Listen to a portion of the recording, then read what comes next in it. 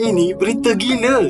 Seorang wanita baru saja muncul selepas duduk di dalam gua 230 kaki di bawah tanah selama 500 hari. Untuk lebih senang difahami, dia memasuki gua ketika dia berumur 48 tahun. Kini dia berusia 50 tahun. Rusia time tu pun belum menyerang Ukraine.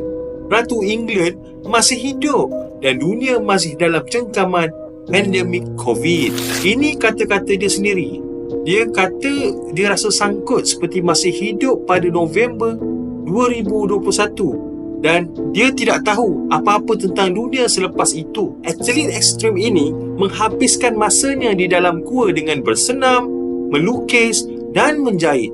Dia telah membaca 60 buah buku, minum 1000 liter air dan jangan tanyalah macam mana dia pergi toilet ya. Dia bukan saja tidak bertemu dengan manusia, tetapi dia juga tak mandi. 1 kali dalam setahun pun tak pernah. Yang paling mengejutkan tentang semua ini, selain daripada halusinasi dan lalat yang dia kena hadap, dia berkata yang dia lupa kiraan masa selepas 160 hari di dalam gua.